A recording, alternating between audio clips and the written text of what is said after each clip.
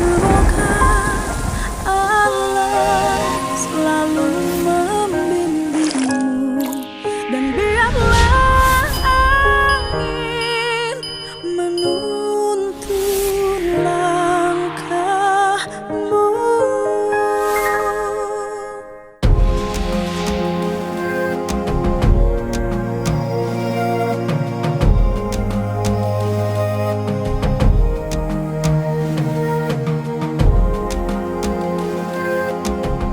Bagaimana orang ditangkap dan berdasarkan pengakuan mereka disiksa dulu tanpa ada pendampingan hukum yang memadai.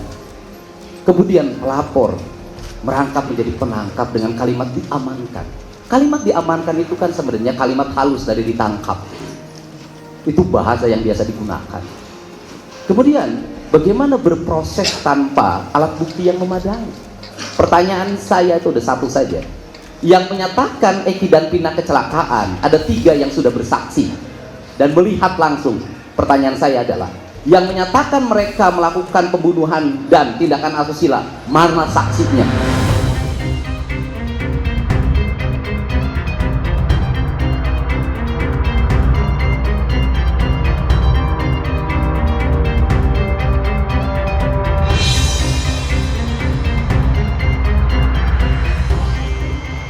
Mana ada yang hadir pengadilan melihat sendiri? Mana ada bukti CCTV? Logikanya sudah tidak nyambung bagi saya. Masa kita sekolah yang tinggi-tinggi, belajar ilmu logika di hukum tidak dipakai dalam logika ini? Kemudian yang berikutnya adalah kesesatan berpikir. Kesesatan berpikir terjadi disebabkan karena kebiasaan kita. Maka saya selalu mengatakan, orang yang mengambil keputusan-keputusan strategis itu diwajibkan berpuasa. Kenapa diwajibkan berpuasa? Agar pikirannya kosong dari berbagai kepentingan. Nah, karena itu yang terjadi, maka kesesatan berpikiran ini itu di awal dia berasal dari apa? Matinya hati. Matinya hati disebabkan oleh apa? Problem sosial dan problem lingkungan serta problem psikologi orang. Nah, sehingga peristiwa ini menjadi berlarut dan kemudian terungkap baru hari ini. Itu pun terungkap karena adanya film. Dan menjadi ramai lagi karena Peggy ditangkap. Baik, saudara saksi, jawaban saudara saksi sangat normatif, tapi realistis. Saya ingin menanyakan pada saudara saksi, tadi saudara saksi mengatakan ada 3 orang yang melihat para pemohon pada saat peristiwa ada menginap di rumah anak Pak RT Pasrek. Yang kedua, ada saksi yang melihat adanya kecelakaan tunggal. Apakah saksi pernah langsung bertemu dengan orang-orang tersebut untuk mewawancarai? Baik, yang disebut dengan pertentangan kan begini. Pada waktu penangkapan Peggy kan dibebaskan di peradilan, di pra-peradilan. Artinya bahwa satu DPO itu sudah dinyatakan gugur oleh pengadilan. Artinya peristiwa itu peran Peggy dulu tidak ada. Setelah itu Dani dan Andi itu juga dibatalkan. Padahal mereka memiliki peran penting. Kalau ketiga orang ini sudah dianggap tidak ada dalam kasus ini, berarti peristiwa pembunuhan tidak ada, diangkut tidak ada, asusila nggak ada. Kan harusnya punya logika dong. Masa kita bertahan pada sesuatu yang kita bantah sendiri? Terus kemudian, apakah saya mewawancara? Saya mewawancara mereka, bertanya pada mereka. Mereka meyakinkan pada diri saya. Mereka menyatakan siap bersaksi, memberikan pernyataan di notaris, siap dituntut di muka pengadilan kalau dia bersalah atau berbohong. Pertanyaannya, mungkinkah orang awam yang hari ini bekerja, punya tanggung jawab keluarga, mengorbankan dirinya, kemudian berbohong, kemudian besok dipenjara karena kesaksian palsu? Tidak mungkin. Berarti apa yang sampaikan dia yakini kebenarannya. Baik, saudara saksi. Satu hal lagi yang terakhir saya ingin pertanyakan.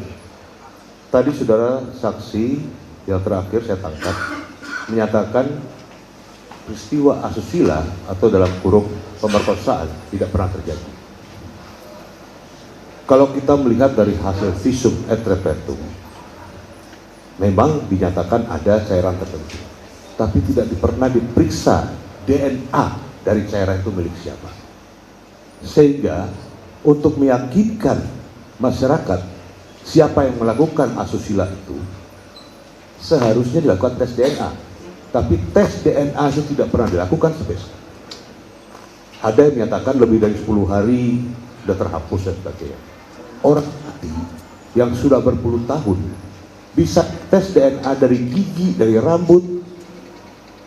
Karena kami pernah belajar tahun 80-an di Fakultas Hukum, namanya ilmu kedokteran kehakiman. Semua kami dapatkan itu. Tetapi logika, karena tidak pernah dites DNA,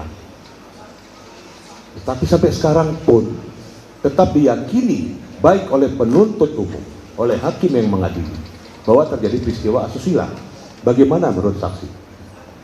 Kalau menurut saya kan logika sosialnya sederhana kok. Kita ini pernah muda, saya biasa ngasuh anak-anak muda. Kalau berdasarkan keterangan Widi, kan mereka putus tuh, kemudian bertemu lagi. Gimana sih kangennya orang putus kalau bertemu lagi? Cukup saya menjelaskan. Terima kasih, sudah saksi.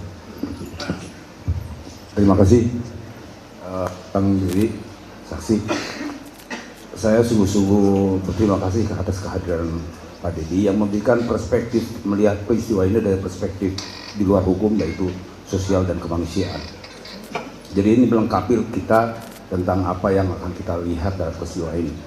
Pertanyaan yang ingin saya sampaikan kepada Pak saksi adalah, sejak kapan Pak Dedi itu saksi memiliki kepedulian kepada hal-hal yang kemanusiaan, dan sampai kapan? Terima kasih. Ya, saya bertindak kemanusiaan sudah sejak kecil, Pak. Bukan baru hari ini. Saya kuliah membiayai sendiri, ya sebenarnya nggak boleh bercerita begitu. Saya kuliah membiayai sendiri, jualan bala-bala, Pak. Tapi saya punya anak asuh, Pak. Saya jadi anggota DPR, saya konsen pada sosial. Saya jadi wakil bupati, konsen pada sosial. Cuma bedanya waktu itu belum ada rekaman, belum ada video, sehingga terdokumentasikan. Itu setelah saya bupati periode kedua, itu pun tidak terlalu konsen dan direkam betul dan didokumentasikan setelah saya jadi anggota DPR, karena itu kebutuhan agar masyarakat melihat bahwa anggota DPR itu ada kerjanya, ada produksinya. Jadi kalau lihat konten sejarah kehidupan saya, konsen terhadap masalah sosial bukan hal baru. Nggak tahu sudah berapa deh yang dibantu. Dan urusan hukum seperti ini juga bukan hal baru. Sudah banyak yang saya bantu. Saya punya pengacara di Purwakarta yang khusus menangani kasus-kasus sosial. Sampai hari ini saya punya, yang saya biayai untuk menangani orang-orang miskin yang berperkara. Baik, terima kasih sudah saksi. Tadi sudah saksi sudah sampaikan. Sekali lagi, saya mengetuk pintu hati kita semua yang hadir dalam ruangan ini. Janganlah tegar tengkuk, janganlah mengeraskan hatimu, karena nanti Allah Subhanahu wa Ta'ala yang akan berperkara dengan kalian. Baik pribadi, keluarga kalian, istri, anak, suami akan mendapatkan. Terima kasih. Cukup ya? Baik, saya kira cukup. Ya, terakhir ya, Pak. Ya, terakhir. Silakan, Pak. Oke, saksi, untuk mempersingkat, saya langsung ke pertanyaan aja. Tadi saksi menyatakan ada peristiwa kesurupan, mungkin bisa dijelaskan siapa yang kesurupan, karena saya lihat di podcast saksi juga bertemu dengan 2 orang yang menceritakan tentang peristiwa tersebut dan apa kaitannya dengan perkara ini. Iya, ya kesurupan tuh Linda, dan saya tuh orang yang sampai hari ini nggak percaya tuh kesurupan. Orang kesurupan tuh ada problem psikologi, dan Linda itu ada problem psikologi. Problemnya adalah sejak kecil ditinggalkan oleh bapak. Karena kecil ditinggalkan oleh bapaknya, maka ada rasa sakit dalam jiwanya, karena dianggap bapaknya tidak bertanggung jawab pada dirinya. Dan orang yang seperti itu biasanya sangat cepat untuk berhalusinasi. Oke, langsung aja saksi. Apa yang diceritakan Linda pada waktu itu?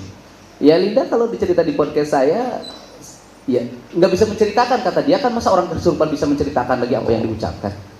Terus ada yang lain nggak yang melihat orang si Linda kesurupan? Ya, Linda itu kesurupan direkam oleh kakaknya Vina. Oke, Linda kesurupan direkam oleh kakaknya Vina. Kemudian selanjutnya, Ya walaupun dari sisi logika nggak masuk akal. oke. Kenapa? Karena jarak dari rumah kakaknya Pina ke Linda 20 menit. Masa yang kesurupan nunggu lu direkam? Oke, rekaman itu kemudian dikemanakan sama kakaknya Diserahin ke Marliana ya nama? Diserahin ke Ibtu Rudiana. Oh, rekaman Linda tersebut Diserahin diserahkan ke ke Ibtu Ibu Yana. Nah, setelah berdasarkan keterangan mereka, siapa nama kakaknya Pina tuh? Saya nggak tahu namanya. Nggak Saya tahu. tahu kakaknya Pina aja. Oh, kakaknya. Setelah diserahkan ke Rudiana, dia apakan itu rekaman itu? Ya mungkin menjadi salah Benar. satu bahan kecurigaan. Sehingga- Artinya setelah Rudiana menerima rekaman, turun melakukan penyelidikan Iya. berdasarkan keterangan mereka. Cukup yang mulia. Cukup ya? Ya, menekankan saja sedikit. Jadi saudara saksi bahwa semua persoalan ini, kegaduhan ini, kejanggalan ini semua, karena menurut saksi didasari oleh Mystic Crime Investigation. Ya, apakah menurut saksi seperti itu? Iya, menurut saya pertama ada landasan mistik yang dijadikan dasar dan itu bertentangan dengan prinsip-prinsip hukum modern.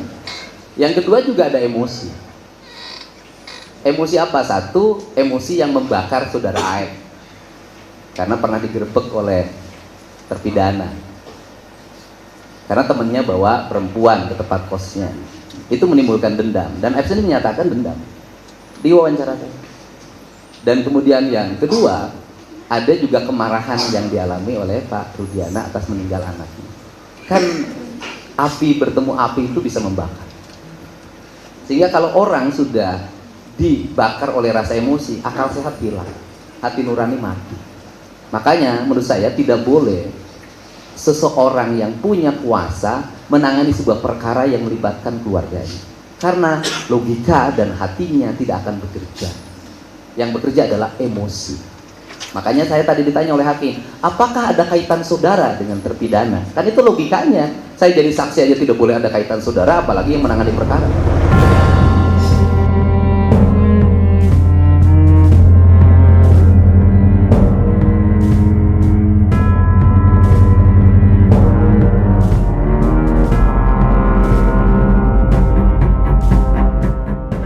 Cukup? Cukup ya? Sekarang giliran dari termohon untuk mengajukan pertanyaan. Silakan Pak. Saudara saksi Bapak Deddy Mulyadi Sarjana Hukum, Ya, selamat datang terima kasih. di Pengadilan Negeri Cirebon yang kedua kalinya. Iya Pak. Baik. Kami sangat tertarik dengan kata-kata mutiara Pak Deddy. Kami sangat mencermati kebenaran hati yang tertinggi, catatan sejarah tidak boleh dihukum seumur hidup jika tidak bersalah. Betul Pak ya? Betul. Ungkapkan kebenaran itu dan sampaikan apa adanya. Ya, Seperti itu Pak ya. Baik. Apakah Bapak sependapat jika kehadiran kami di sini, tim para termohon juga dalam rangka mengungkap kebenaran material? ya, pertama kehadiran Bapak adalah sebagai orang yang mempertanggungjawabkan terhadap tuntutan yang pernah Bapak lakukan secara institusional. Artinya kedatangan Bapak karena tugas. Baik. Terima Kalau kasih. saya karena hati. Baik. Itu yang kami inginkan.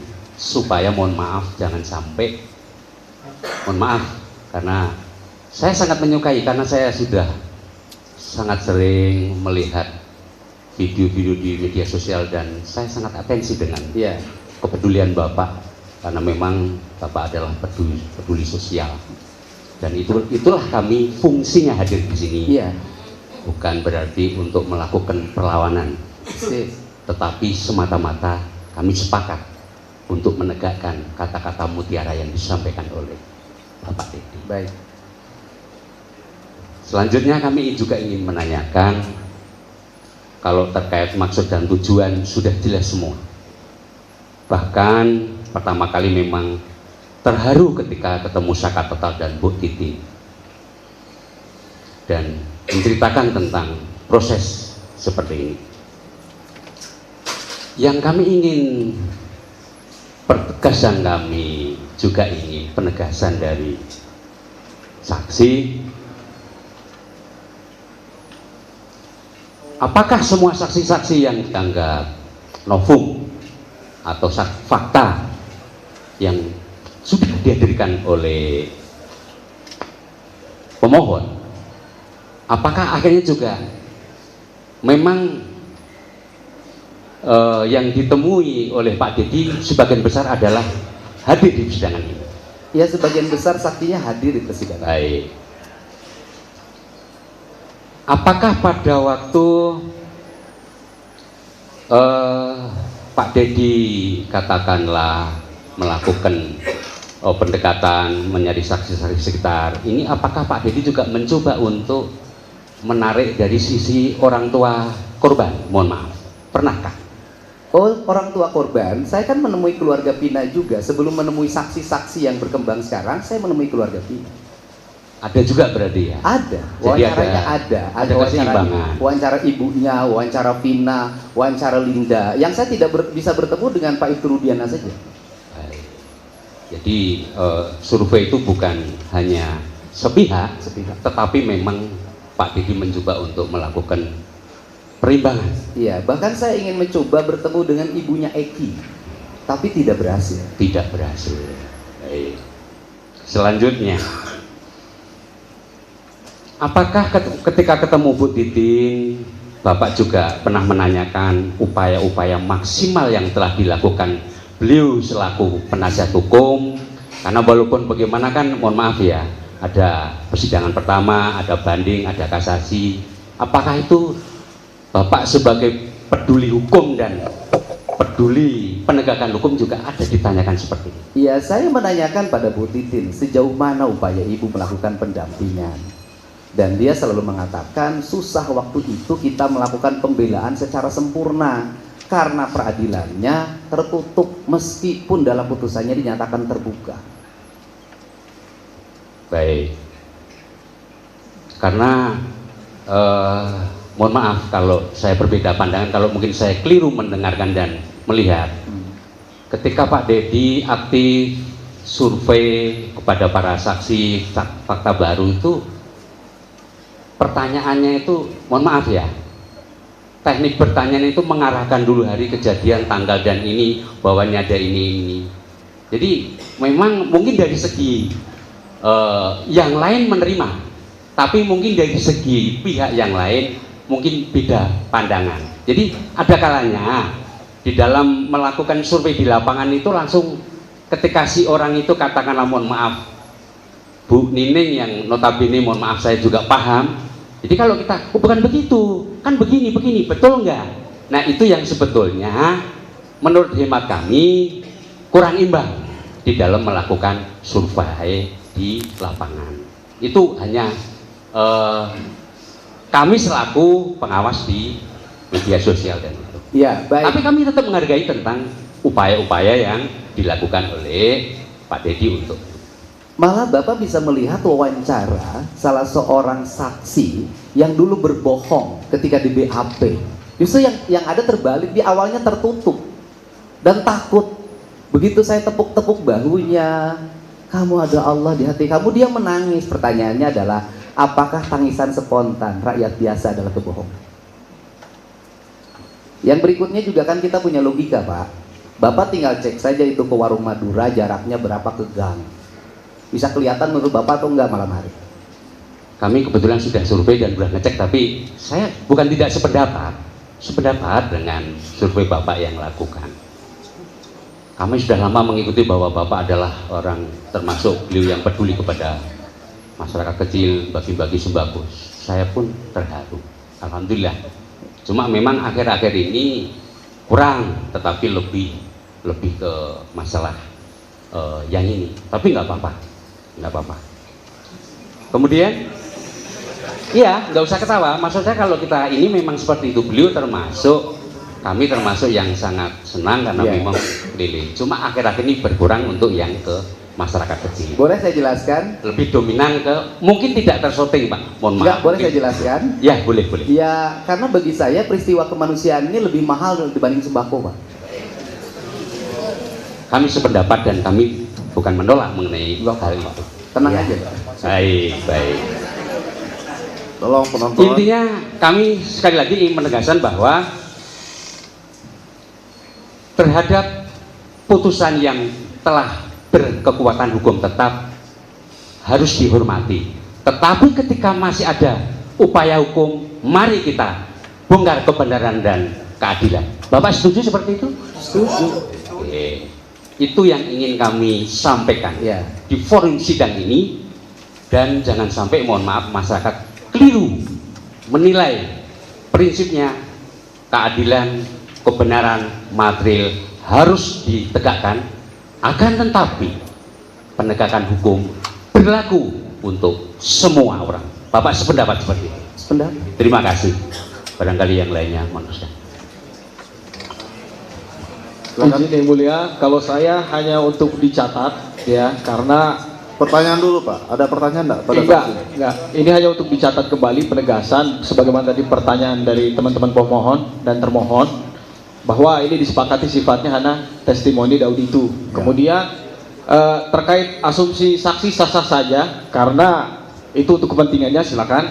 Namun sudah terbantahkan dengan fakta hukum ya sesuai dengan perkara akuo, dan itu pembuktiannya sudah berdasar dengan KUHP 184. Itu aja yang kami minta catat. Terima kasih. Cukup. Baik. Ada lagi tambahan?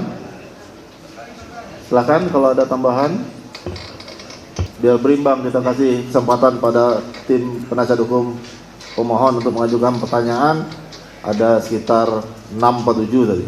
Saya kasih kesempatan juga pada tim termohon untuk mengajukan pertanyaan dengan jumlah yang sama. Ya, cukup. Cukup. Jadi jangan ada perbedaan nanti. Ya, kita sidang ini live, bisa disaksikan semua. Kita di sini bersifat tidak, majelis hakim di sini bersifat netral. Masing-masing kita berikan hak yang sama sesuai dengan ketentuan hukum acara yang berlaku. Cukup, Pak Dedi, ada yang mau disampaikan lagi? Ya, kalau pesan saya satu saja. Kan kita ini sering berbeda antara bicara di ruang sidang dengan bicara di luar ruang sidang. Saya yakin yang hadir di sini, ucapan di sini berbeda dengan ketika di luar. Karena ini kan mempertahankan institusi, tetapi kan negara juga harus bersikap arif. Kalau masih ada upaya hukum di luar hanya nunggu putusan PK yang bisa dilakukan oleh Kejaksaan Agung, Kejaksaan Negeri Cirebon, itu saya lakukan saja. Karena menurut saya hatinya juga sama kok dengan saya.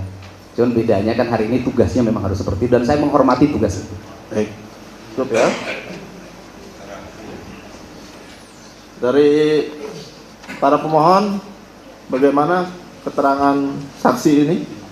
Ada tanggapan? Silakan. Nggak ada tanggapan ya, cuma ucapan terima kasih. Boleh Pak, silakan Pak. Selamat boleh Pak. Silakan, satu-satu ya.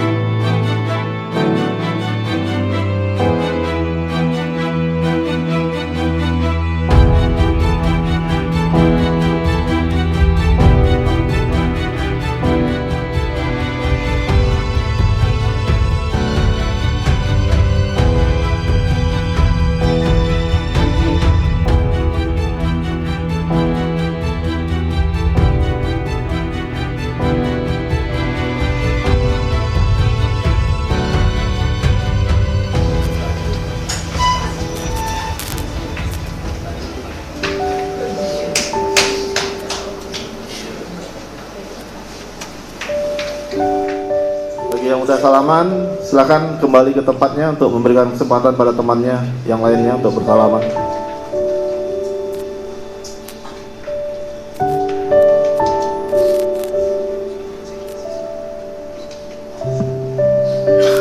Cukup ya. Saya kembalikan KTP-nya. Nanti ketinggalan di sini bisa. Ya, terima kasih Pak. Terima kasih ya keterangannya. Ya, perkara sudah selesai.